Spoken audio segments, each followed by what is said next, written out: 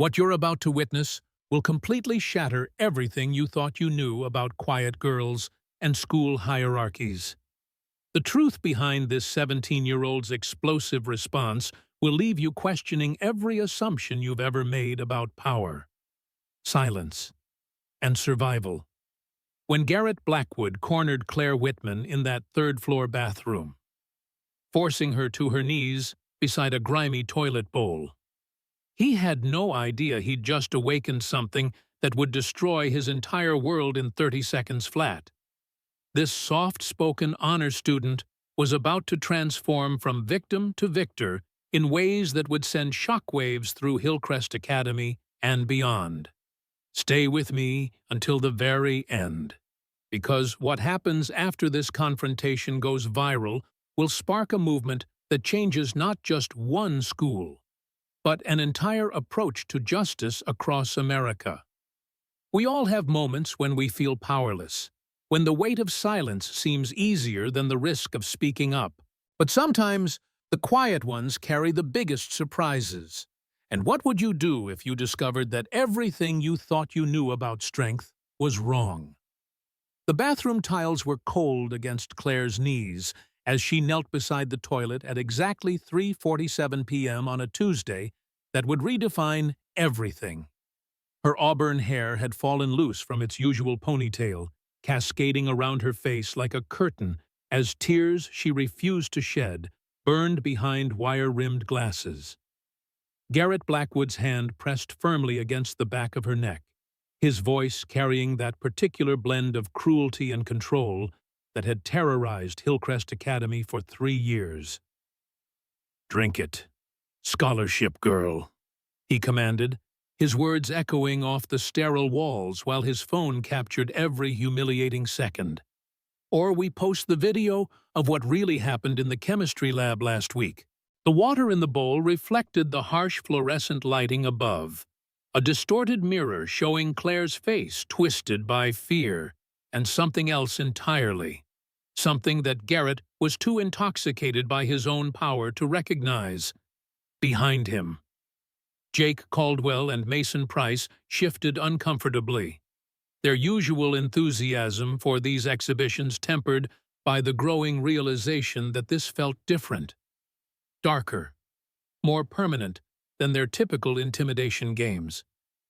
"Please," Claire whispered, her voice barely audible above the buzzing light fixture. "You don't have to do this." Garrett's laugh contained no warmth, only the cold satisfaction of absolute control. "Actually, I do. See, you've been forgetting your place lately, thinking your little academic achievements make you special. Time for a reality check about how the world really works." But then something shifted in Claire's expression, a subtle change that transformed her entire presence. She looked up at Garrett with eyes that no longer held fear, but rather a calculating clarity that made him take an unconscious step backward. "You know what's interesting about ultimatums, Garrett?" she asked, her voice gaining strength with each word.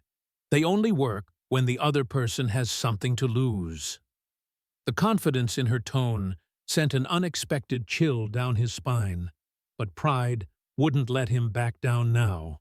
Not with his crew watching, not with his reputation on the line, not when he was so close to breaking the one student who'd dared to challenge his authority in advanced placement government class.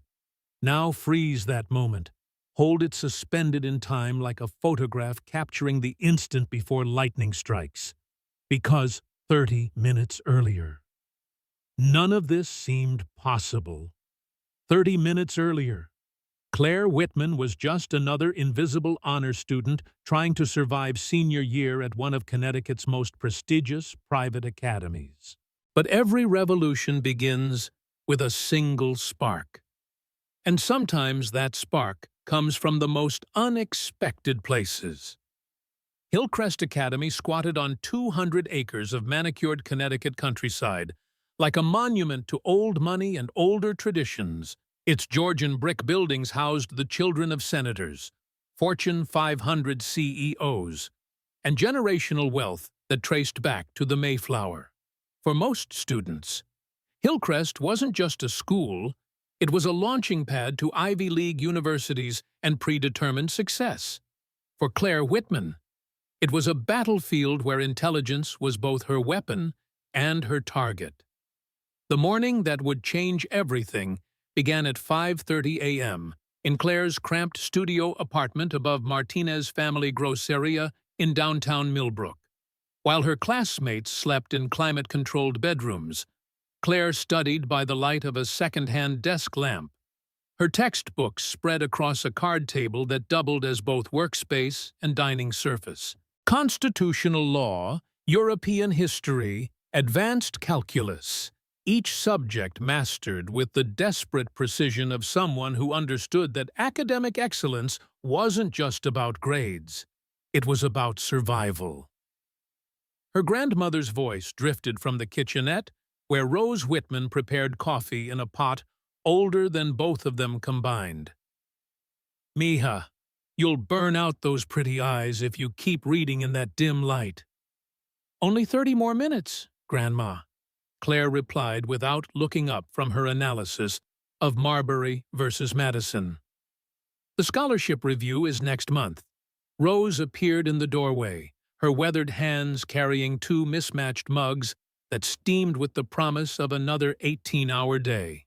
At 73, she worked double shifts at the hospital laundry to keep them afloat, her Social Security barely covering utilities, while Claire's academic scholarship covered tuition, but nothing else. Books, supplies, lab fees, graduation expenses, everything required careful calculation and frequent sacrifice.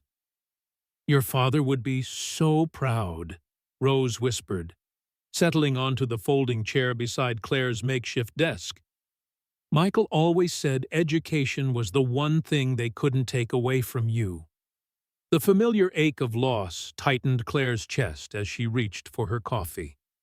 Agent Michael Whitman had been dead for 3 years, killed in the line of duty while investigating financial crimes that connected powerful families to money laundering operations. His case files remained sealed, his sacrifice honored with a folded flag and a Purple Heart that couldn't pay rent or buy groceries. But he'd left Claire something more valuable than money. He'd taught her to see patterns, to document everything, to understand that real power came from information carefully gathered and strategically deployed. Those lessons would prove more crucial than either of them could have imagined. The bus ride to Hillrest took 47 minutes through increasingly affluent neighborhoods, past gated communities, and country clubs where Claire's classmates learned golf and sailing while she learned survival. She pressed her face against the window as estates grew larger and lawns more pristine. Each mile, a reminder of the gulf between her world and theirs. Hillrest Academy announced itself with understated elegance, ivy-covered buildings arranged around a central quad where students gathered in carefully segregated groups.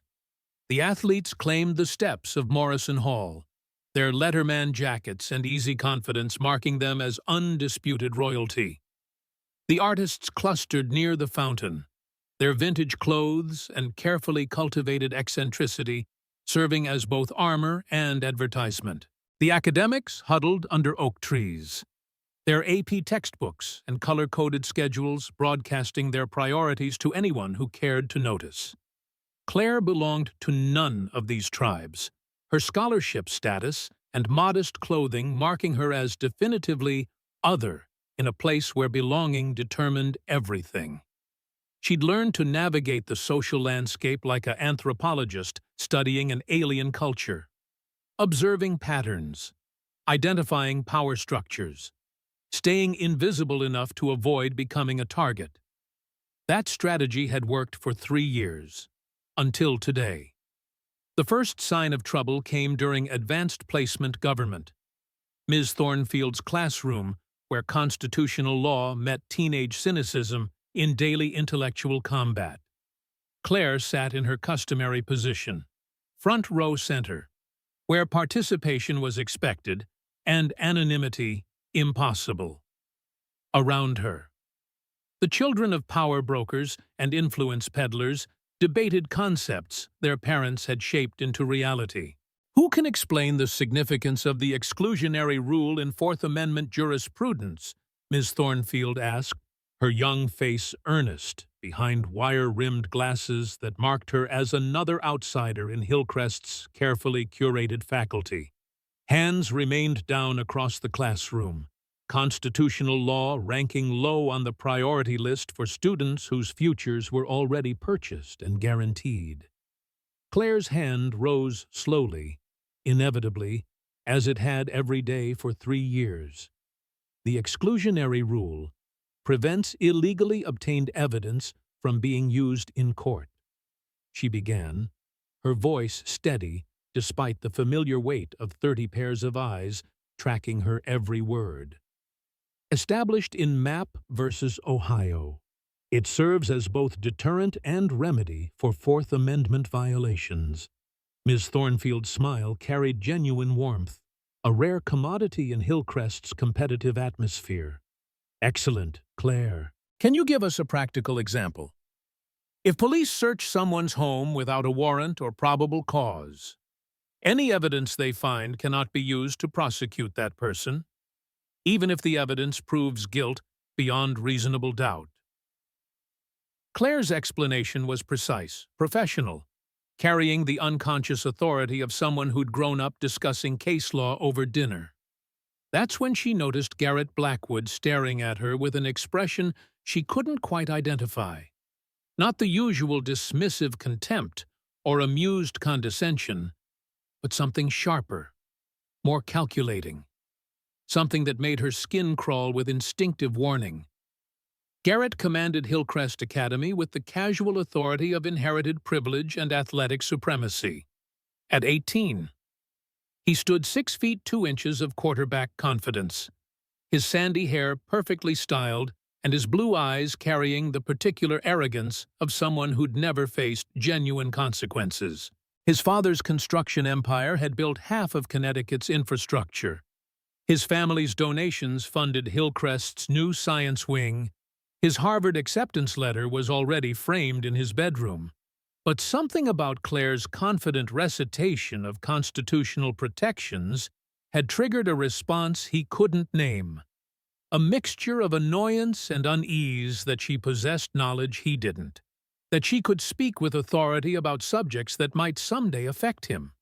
In Garrett's worldview, scholarship students were supposed to be grateful, quiet, appropriately deferential to their betters.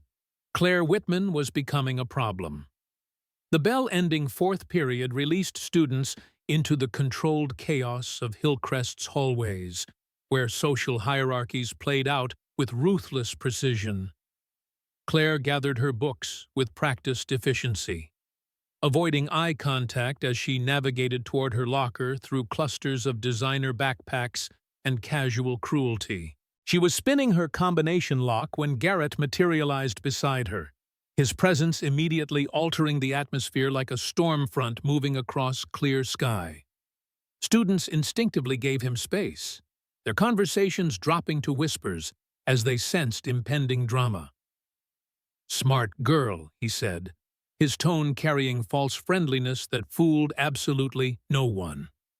"Hope you know when to keep that mouth shut." Claire's fingers paused on her lock as she processed the implicit threat. 3 years of careful invisibility had just evaporated, replaced by the terrifying spotlight of Garrett's attention. But something her father had taught her echoed in her memory.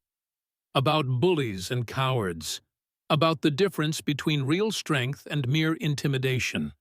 "The First Amendment protects all speech, Garrett," she replied without turning around. "Even mine." The hallway fell silent, students freezing mid-conversation as they witnessed something unprecedented. Someone talking back to Garrett Blackwood without fear or apology. For a moment, time suspended itself while Garrett processed this unexpected resistance. Then he moved, deliberately bumping into Claire as he passed. sending her carefully organized books cascading across the polished floor. His travel mug of coffee followed, the hot liquid splashing across her constitutional law textbook and soaking through pages of highlighted notes. "Oops," he said with elaborate insincerity. "Accidents happen to people who don't watch their step." Claire knelt to gather her ruined materials, watching 3 months of careful annotations dissolve into brown stains. But instead of tears or anger, she felt something else entirely, a cold clarity that reminded her of her father's voice explaining how predators tested their prey before attacking. "Intentional destruction of property," she said calmly, pulling out her phone to photograph the damage. "Misdemeanor offense under Connecticut statutes." Garrett's confident smile flickered, uncertainty creeping into his expression as other students began pulling out their own phones. Social media had turned every interaction into potential content, and something about Claire's calm documentation suggested this might be more than typical hallway drama. "What did you just say?" he demanded, his voice carrying enough edge to scatter the gathering crowd. But Claire had already stood, her ruined textbook tucked under one arm while her phone continued recording. "I said accidents have witnesses, Garrett, and evidence, and sometimes consequences." She walked away before he could respond, leaving him standing alone in a hallway that suddenly felt hostile instead of familiar. Students whispered and typed, their phones buzzing with messages that would spread across Hillcrest's social networks before lunch period ended. For the first time in his life, Garrett Blackwood had been publicly challenged by someone who refused to back down.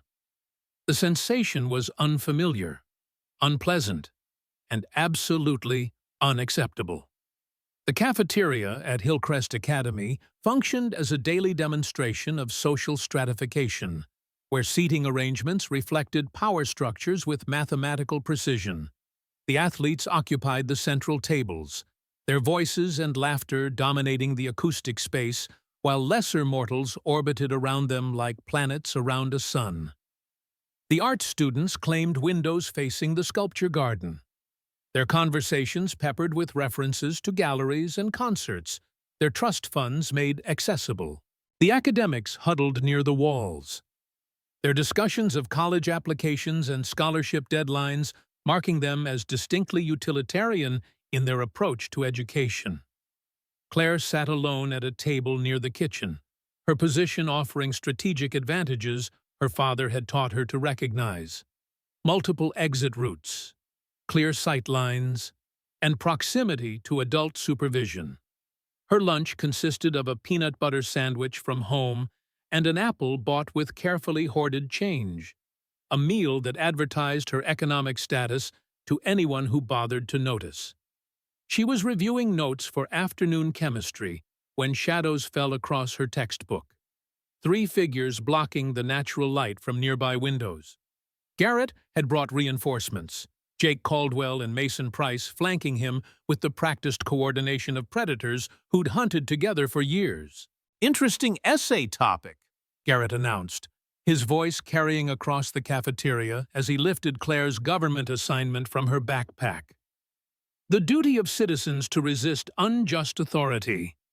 Very philosophical. Claire's stomach clenched as she recognized the calculated nature of this encounter. The public setting chosen for maximum humiliation. The deliberate theft of her property designed to provoke a reaction. Around them, conversations quieted as students sensed developing drama. "That's mine," she said quietly, reaching for the paper.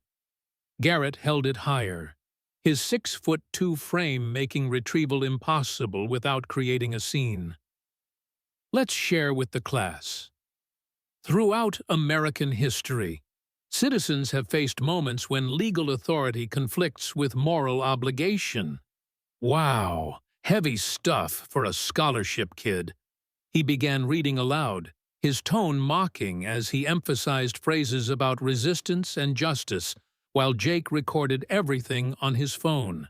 Claire could feel dozens of eyes tracking her reaction, waiting to see if she would cry or fight, or simply accept this public degradation as the price of her continued enrollment. Instead, she pulled out her own phone and began recording, her movements calm and deliberate, despite the adrenaline flooding her system. "Theft of academic property," she said clearly, her voice carrying in the sudden quiet. "Harassment, disruption of educational environment, all documented." Garrett's performance faltered as he realized the social media implications, his audience becoming witnesses to behavior that might have consequences beyond Hillcrest's traditionally protective walls. But pride and momentum carried him forward past the point of rational retreat.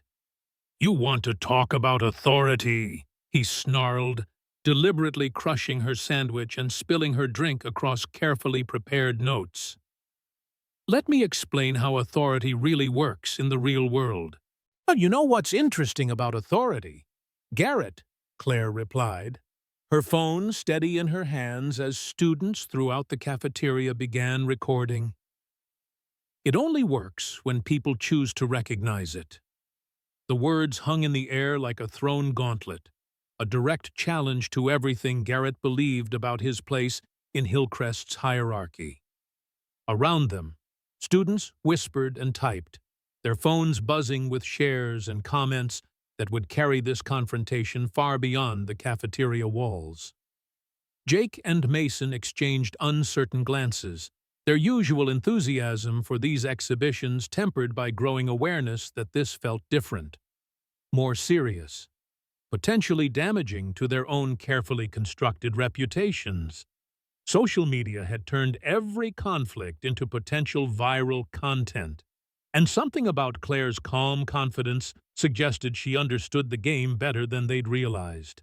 "This isn't over," Garrett promised, his voice low enough to avoid the recording devices but clear enough to ensure Claire understood the threat. "No," she agreed, meeting his gaze with steady determination. "It's not." But what neither of them understood was that this confrontation had been carefully orchestrated, not by Garrett's hunger for dominance, but by Claire's patient preparation for exactly this moment. For 3 years, she'd documented every incident of harassment, every administrative failure, every example of privilege trumping justice at Hillcrest Academy. She'd been waiting for Garrett to make a public threat, to cross the line from mere bullying into actionable intimidation.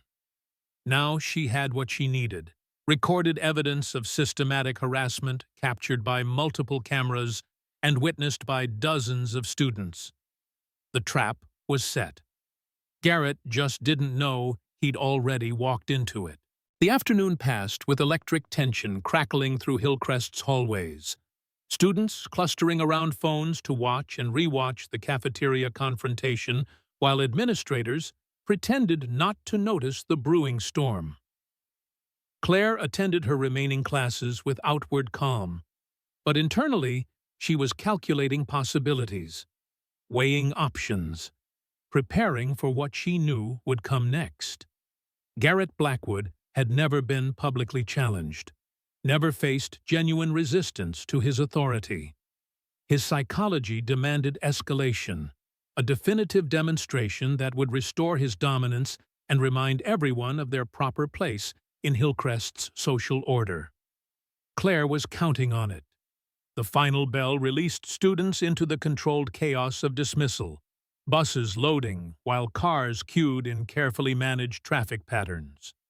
Claire made her way to the third-floor bathroom, a location chosen for its isolation and strategic advantages.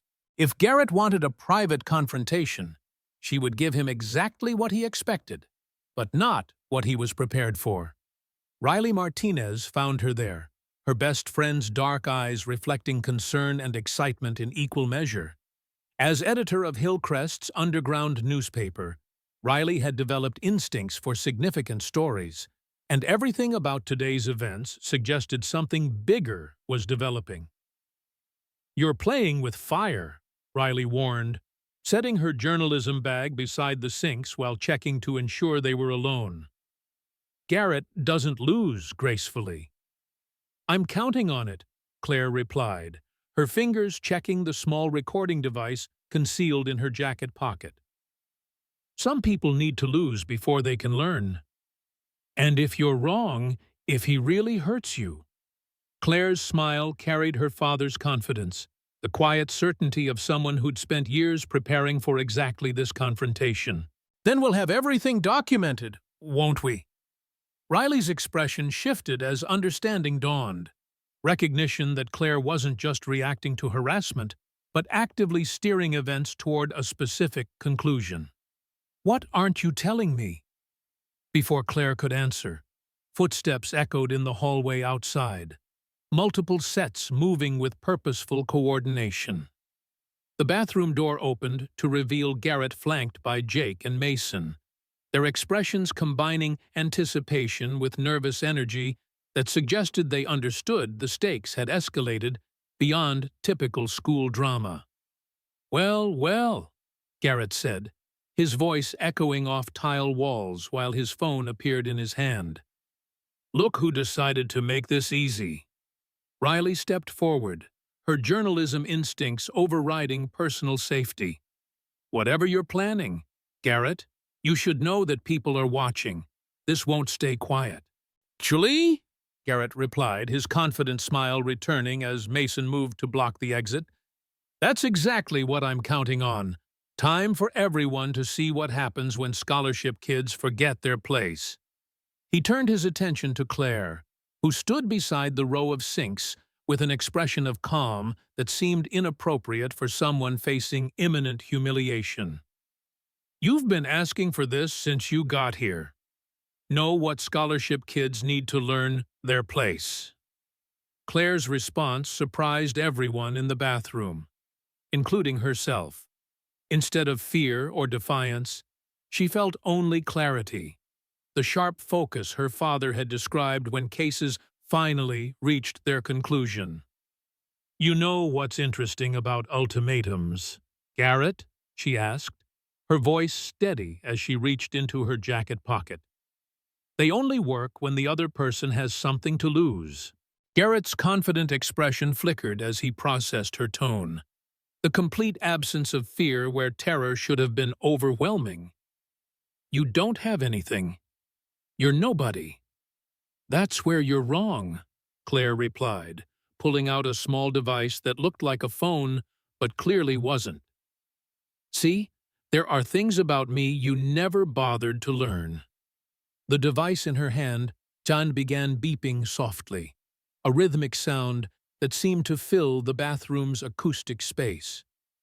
Jake and Mason exchanged nervous glances while Riley's eyes widened with recognition, understanding that whatever was happening had been planned far in advance. "My father was FBI agent Michael Whitman," Claire continued, her voice gaining strength with each word. "The one who investigated your father's company for tax evasion 3 years ago." Garrett's face went white, all color draining as connections formed in his mind, implications cascading like dominoes falling in perfect sequence.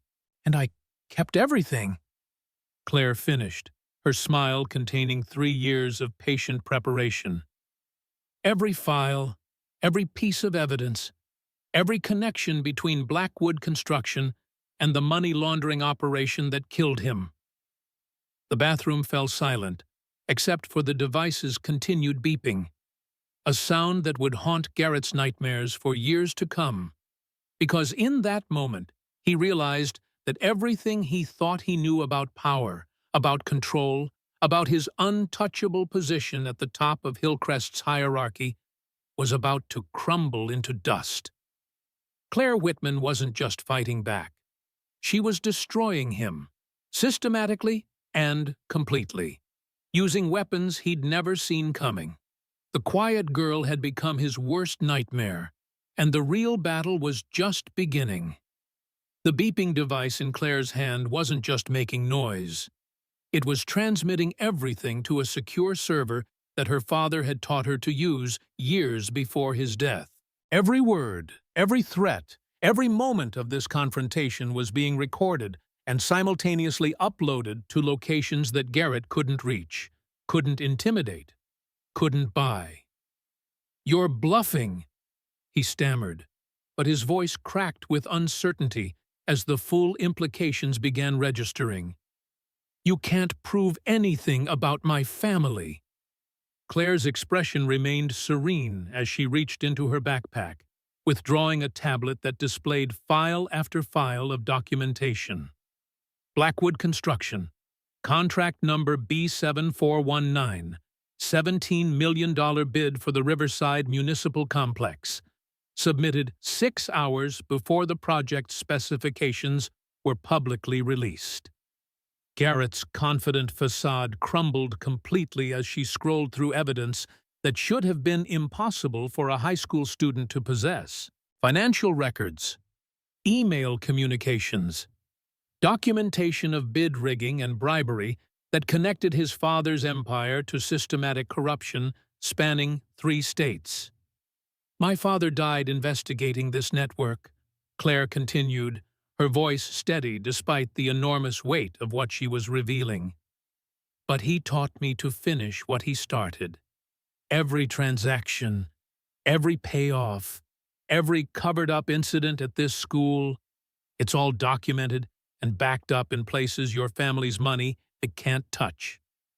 Riley's journalism instincts kicked into overdrive as she began recording with professional equipment, understanding that she was witnessing something far bigger than typical school drama. "Claire, this is federal investigation material. How long have you been gathering this?"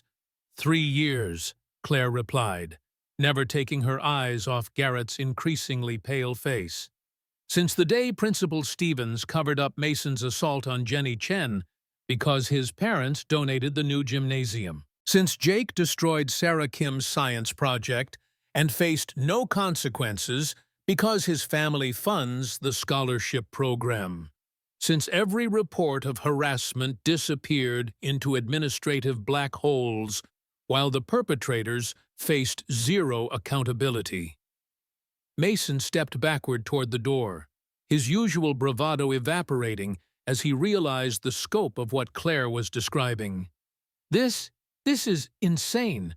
You can't have files on all of us." "Actually, I can."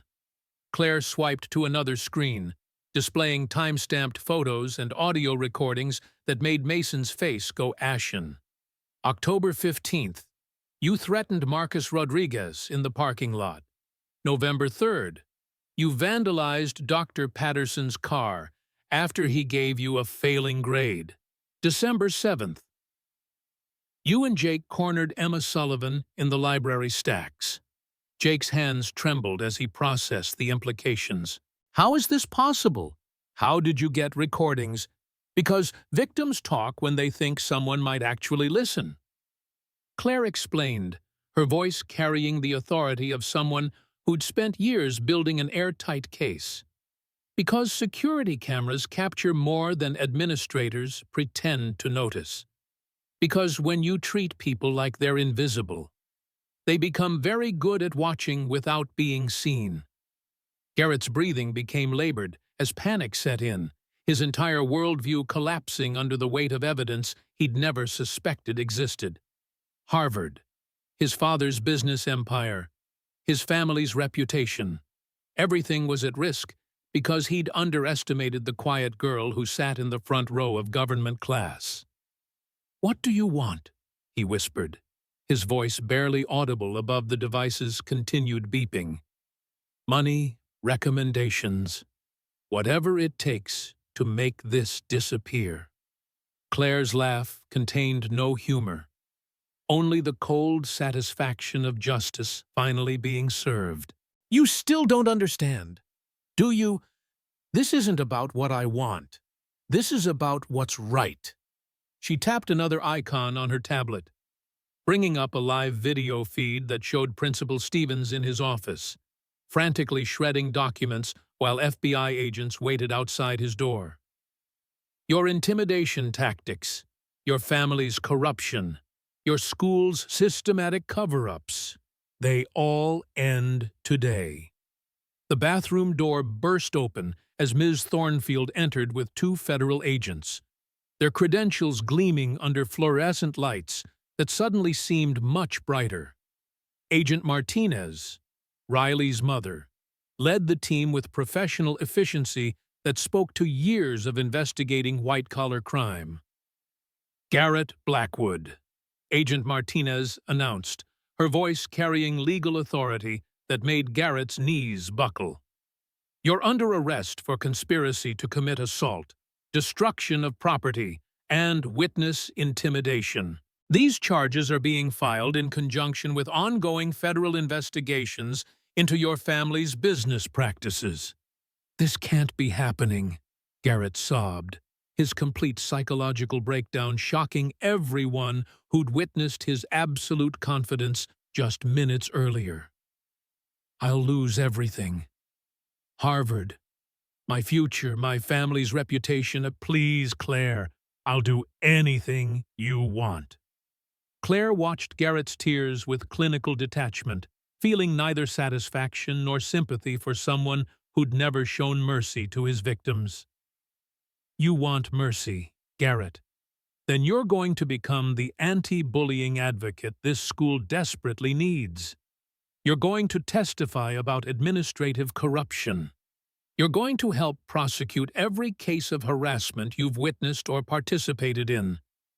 And if I refuse, then you face federal charges as an adult, lose your college prospects, and watch your family's empire crumble while other victims suffer in silence. Claire's voice carried the finality of someone who'd thought through every possible outcome. Your choice. The transformation that followed was swift and comprehensive. Principal Stevens resigned within hours, escaping federal prosecution only by providing evidence against larger corruption networks.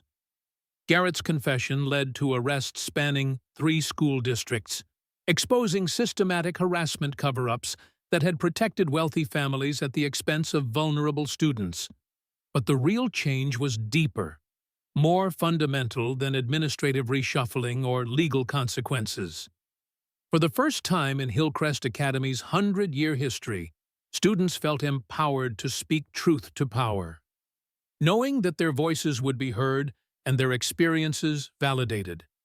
Jake and Mason faced suspension and mandatory counseling, their athletic scholarships revoked as universities distanced themselves from the scandal. But they also became unlikely allies in Claire's broader mission, using their former status to protect younger students who might have become future victims. Riley's journalism coverage of the case won national attention, her documentation of institutional corruption earning recognition from professional news organizations and scholarship offers from Columbia's Graduate School of Journalism. The underground newspaper she edited became a model for student advocacy programs across the country. Ms. Thornfield was promoted to principal, her first act being the implementation of transparent reporting systems that couldn't be circumvented by donations or family connections. Zero-tolerance policies gained real teeth, backed by external oversight that ensured consistent enforcement regardless of economic status.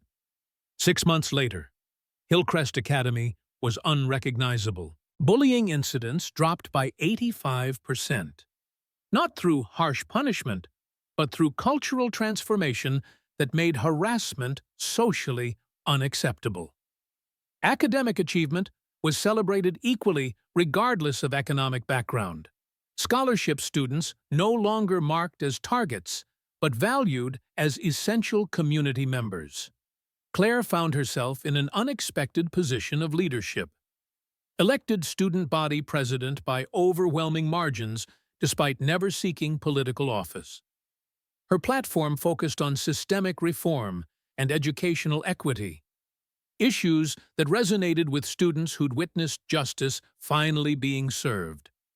The most remarkable transformation belonged to Garrett himself. Court-mandated community service led to genuine advocacy work with anti-bullying organizations. His public testimony about the psychology of harassment helping prosecutors in cases across multiple states. Harvard rescinded his admission, but community college acceptance offered opportunities for genuine growth rather than purchased achievement. "I thought power came from making people afraid," he admitted during a victim impact session that Claire attended. "But real strength comes from making people feel safe. I'm spending the rest of my life learning that difference." Claire's response surprised everyone, including herself. Redemption is possible for anyone willing to do the work, but accountability comes first, always. The circular nature of transformation became clear 1 year later, when Claire returned to the third-floor bathroom where everything had changed. No longer the site of intended humiliation, it had become a symbol of empowerment where students could find safety and support. A small plaque near the sinks read, "Agent Michael Whitman Memorial Safe Space, where truth speaks to power." Below it, a suggestion box overflowed with reports that were investigated promptly and thoroughly by administration committed to transparency. Claire stood before the mirror that had once reflected her terror, seeing instead a confident young woman who'd learned to transform silence into strength, fear into action, victimization into advocacy. Her reflection showed someone her father would have been proud of, someone who'd honored his sacrifice by finishing the work he'd started. Every school, every workplace, every community has quiet ones, she said to the journalism students filming a documentary about systemic change. People who see everything, who know more than they reveal, who choose carefully when to speak and when to act. "The question isn't whether you have power," she continued, her voice carrying the authority of someone who'd wielded influence responsibly. "The question is how you choose to use it. Do you tear others down to build yourself up, or do you lift others higher? Because that's what strength really means." The documentary aired nationally, sparking conversations about educational equity and institutional accountability in communities across America. The Claire Whitman Act, federal legislation protecting student whistleblowers, was signed into law 18 months after that bathroom confrontation, ensuring that other quiet voices would have legal protection when they chose to speak. But perhaps the most important change was invisible to cameras and legislation. It lived in the daily interactions between students who'd learned that real power protects rather than destroys, that strength serves others rather than dominating them, that justice requires courage but offers rewards that transcend any individual victory. Students walked taller through Hillcrest's hallways, no longer fearing arbitrary harassment or systematic discrimination. Teachers enforced policies consistently, knowing their decisions would be supported rather than undermined by administrative politics.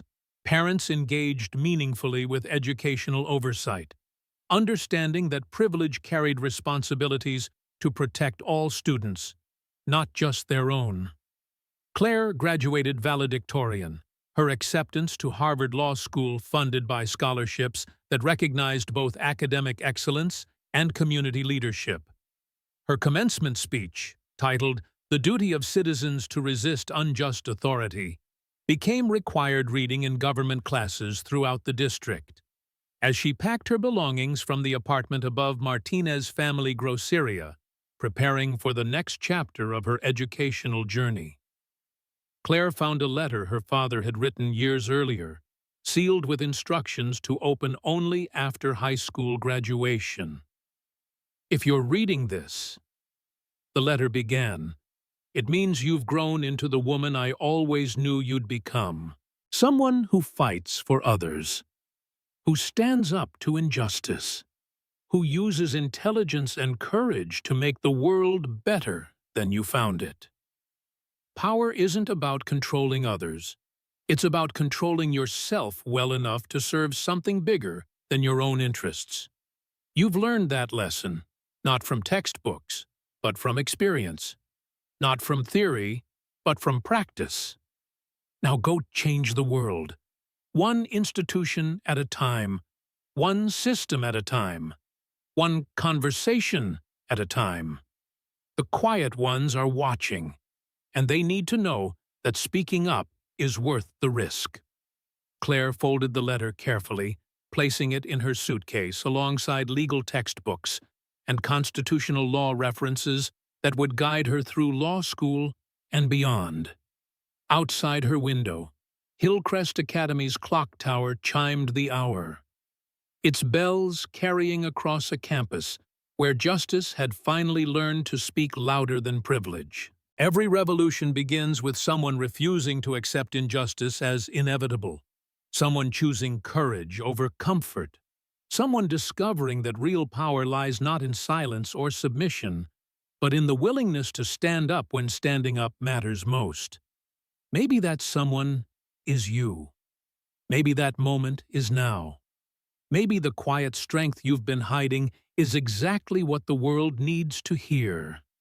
Because sometimes the most important battles are fought not with weapons or violence, but with truth, with evidence, with the unshakable belief that everyone deserves to feel safe, valued, and heard. The question isn't whether you have a story worth telling. The question is whether you're ready to let it change everything. 3 years have passed since that bathroom confrontation, and Claire Whitman's legacy continues rippling through educational institutions nationwide. The Hillcrest model, as researchers now call it, has been implemented in over 200 schools across 15 states, each one reporting dramatic decreases in harassment incidents and corresponding increases in academic achievement among previously marginalized students. Garrett Blackwood completed his community service and graduated from community college with honors. His advocacy work, helping establish support programs for former bullies seeking genuine redemption. His transformation proves that even the most entrenched patterns of harm can be broken when accountability meets opportunity for growth.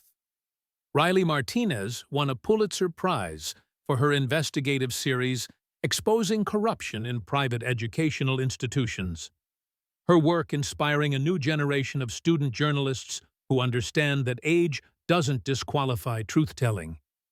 She continues documenting systemic inequities, using her platform to amplify voices that might otherwise remain unheard. But perhaps the most significant change lives in the thousands of students who witnessed justice prevail over privilege, who learned that power structures can be challenged, that silence isn't the only option when facing injustice.